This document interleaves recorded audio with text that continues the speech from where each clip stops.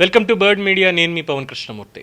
Social మీడియాలో ఈ అద్భుతమైనటువంటి కంటెంట్ ఒకటి నాకు కనిపించిందండి, మీతో కూడా పంచుకోవాలని చెప్పి తీసుకొచ్చాను.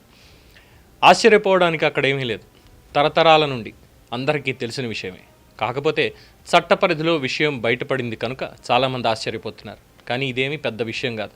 అసలు ఆశ్చర్యపోవాల్సింది నిజం కళ్ళెదుట కనబడుతున్న ఏమాత్రం జంకు లేకుండా ఇంకా ఆ ప్రదేశం మాదే అని వాదిస్తున్న ముస్లిం సమాజాన్ని చూసి. ప్రపంచంలోనే 5,000 ఏళ్ల నుండి నాగరికత కొనసాగుతున్న చరిత్ర కలిగినదిగా వారణాసి పుణ్యక్షేత్రాన్ని పరిగణిస్తున్నారు. కానీ అంతకంటే ఇంకా ఎక్కువే అక్కడ నాగరికత విలసిల్లుతున్నది.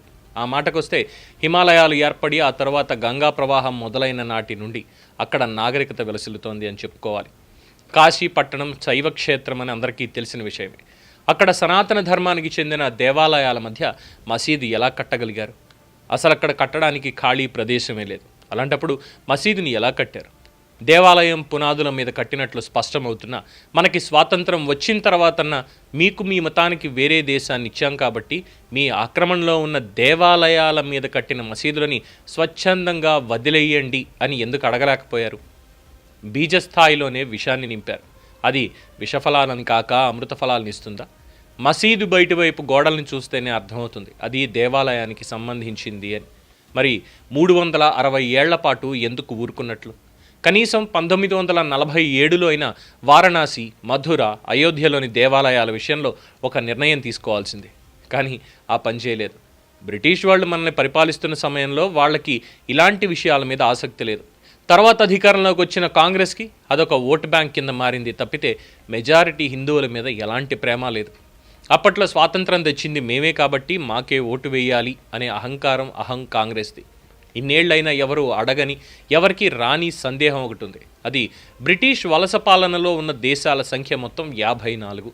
1947 నుండి బ్రిటిష్ వాళ్ళు 54 దేశాలకి స్వాతంత్రం ఇచ్చేశారు. ఒక్క భారతదేశంలోనే ఎందుకు కాంగ్రెస్ని హైలైట్ చేశారు? మరి మిగతా 53 దేశాల్లో ఎలాంటి పోరాటాలు జరగకుండానే ఎందుకు స్వాతంత్రం పొందాయి? మిగతా 53 దేశాల్లో మత ప్రాతిపదికన విభజన ఎందుకు జరగలేదు? ఒక్క భారతదేశంలో తప్పితే. మిగతా దేశాల్లో ఒకే పార్టీ మేము స్వాతంత్రం తీసుకొచ్చాము అంటూ అధికారంలో కొనసాగలేదు ఎందుకు? సనాతన ధర్మానికి పుట్టినిల్లైన భారతదేశంలోని దేవాలయాలు మావి అని నిరూపించుకోవడానికి న్యాయస్థానాల చుట్టూ తిరగాల్సి రావడం కంటే నీచం ఇంకొకటి లేదు. భారత్ పేరుకే రిపబ్లిక్, కానీ ఎక్కువ శాతం బ్రిటన్ నుండి ఎరువు తెచ్చుకున్న చట్టాలే ఇప్పటికీ అమల్లో ఉన్నాయి. 80 ఏళ్ల క్రితం భూమి విషయం మీద కోర్టులో వేసిన కేసు 2 రోజుల క్రితం బీహార్ కోర్టు తీర్పిచ్చింది. అంటే మన న్యాయ వ్యవస్థ పనితీరు ఎలా ఉందో తెలిసిపోతుంది. అలాంటిది 2 మతాల మధ్య ఉన్న కేసుని పరిష్కరించాలి అంటే ఇంకెన్ని సంవత్సరాలు పడతాయో. కమ్యూనిస్టుల చేత రాయబడ్డ మన చరిత్ర మొత్తం అభూత కల్పనలే. ఇప్పుడు మసీదు కాదు దేవాలయం అని నిరూపించడానికి అదే కమ్యూనిస్టుల చేత రాయబడ్డ చరిత్ర ఆధారం అవుతుంది. ప్రస్తుత కాశీ విశ్వనాథుని ఆలయం విషయానికి వస్తే నిజమైన చరిత్ర ఏమిటో ఎవరూ చెప్పలేనంత పురాతనమైంది.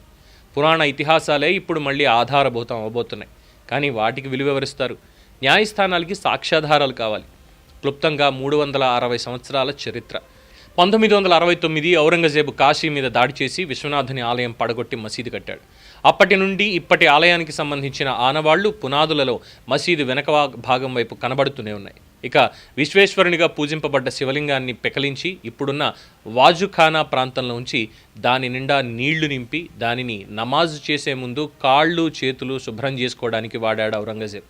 తర్వాతి కాలంలో దాన్ని సిమెంట్ వాడి ఒక కొలనుగా మార్చారు. అప్పట్లో నాగా సాధువులు ఔరంగజేబ్ సైన్యంతో పోరాడారు. కానీ శివలింగాన్ని మాత్రం ఔరంగజేబ్ సైనికులు ఉద్దేశపూర్వకంగానే ఇప్పుడు ఉన్న చోటే పడేశారు. మీరు పూజించే శివుడు మిమ్మల్ని కాపాడలేడు. చూడండి, మేము రోజు ప్రార్థన చేసే ముందు కాళ్ళు చేతులు కడుక్కోవడానికి ఉపయోగిస్తున్నామంటూ హెచ్చరిక చేయడానికే ఔరంగజేబ్ ఆ పని చేశాడు. పరోక్షంగా మతం మారండి అని హెచ్చరికది. విగ్రహారాధకుల మీద ఉన్న ద్వేషంతోనే ఔరంగజేబ్ ఆ పని చేశాడు. కానీ నాగా సాధవులు ఆ పని చేయలేదు. మరాఠా యోధుల ప్రయత్నం. మరాఠా రాజు బాజీరావు పేష్వాస్ దగ్గర సైన్యాధ్యక్షుడిగా ఉన్న మల్హర్రావు హోల్కర్ జూన్ 27, 1742లో తన 20,000 మంది సైనికులతో కాశీ పట్టణ శివార్లోకి వచ్చాడు. మల్హర్రావు హోల్కర్ ఉద్దేశం ఏంటంటే ఔరంగజేబ్ కూల్చిన దేవాలయాన్ని తిరిగి పునఃప్రతిష్ఠ చేయాలని. అంతకుముందు మల్హర్రావు హోల్కర్ నేతృత్వంలో బాజీరావు పేష్వా 12 జ్యోతిర్లింగాలలో ఒకటైన త్రయంబకేశ్వర్ ఆలయాన్ని పునరుద్ధరించాడు. ఈ ఆలయాన్ని ఔరంగజేబ్ కూల్చివేసి మసీదు కట్టాడు. అలాగే మహాకాళేశ్వర ఆలయాన్ని కూడా పునరుద్ధరించాడు బాజీరావు పేష్వా.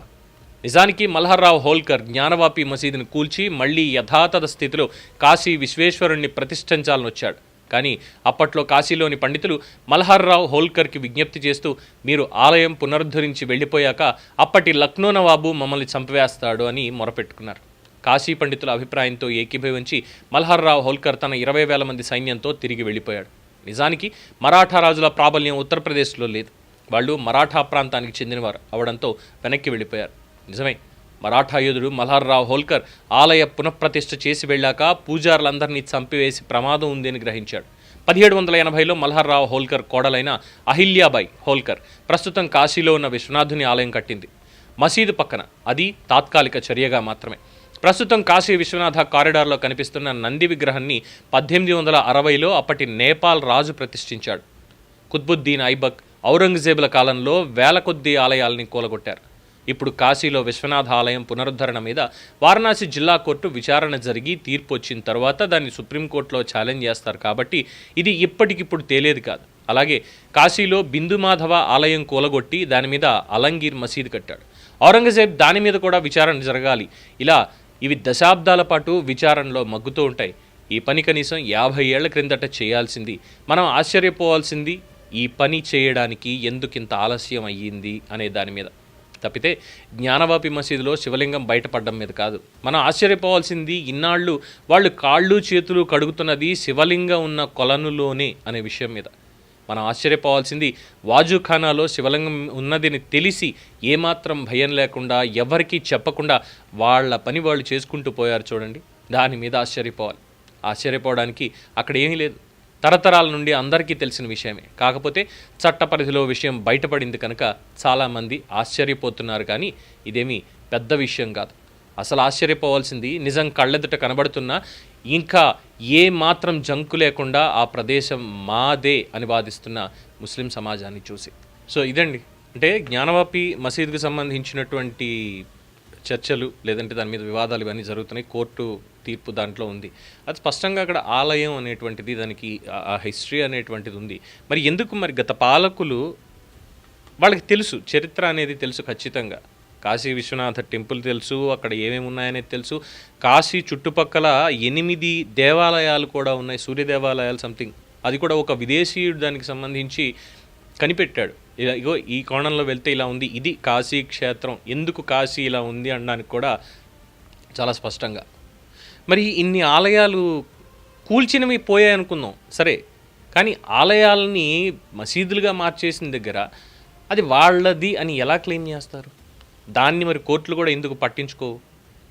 ఒకటి కాదు, రెండు కాదు, ఇక్కడ అనేక మంది భారతదేశపు సనాతన ధర్మ చరిత్రని మొత్తం అంతా కూడా ఎలాగైనా పూర్తి స్థాయిలో ఎరాడికేట్ చేసేయాలి అనేటువంటి ఒక సిద్ధాంతం కొంతమందికి, అందరినీ అనడానికి లేదు కానీ కొంతమందికి మాత్రం అది ఖచ్చితంగా ఉంది. అలాగే వాళ్ళని ముందుకు తీసుకెళ్తున్నారు. మరి ఇంకా రేపటి తరానికి మనం ఇవి అని చెప్పడానికి ఏముంది? ఇప్పటికే అనేక ఆలయాలకు సంబంధించి ఉన్న గొడవలు చూస్తూనే ఉన్నాం. శబరిమల ఆలయం కావచ్చు, శని సింగనాపూర్ కావచ్చు, ఇలా చెప్పుకుంటూ పోతే ఎన్నెన్నో. ఇక రేపన్న రోజు అంటే కలియుగం నడుస్తుంది కాబట్టి రేపన్న రోజు చివరాఖరికి మిగిలేది కూడా కాశీపట్టణం మాత్రమే మిగులుతుంది, ప్రపంచం అంతా నాశనం అయిపోయినా అనేటువంటిది కూడా ముందే మనకి చెప్పున్నారు కాబట్టి ఏమో. బట్ అక్కడ ఈ జ్ఞానవాపి మసీద్ ఏదైతే చెప్తున్నారో వాజుఖానా అని, లేదంటే మరి అక్కడ ఉన్నటువంటిది అది నిజమైతే మాత్రం పెద్దలే మాట్లాడాలి దీని మీద. మీ అభిప్రాయం తెలియచేయండి. చూస్తూనే ఉండండి ది బర్డ్ మీడియా.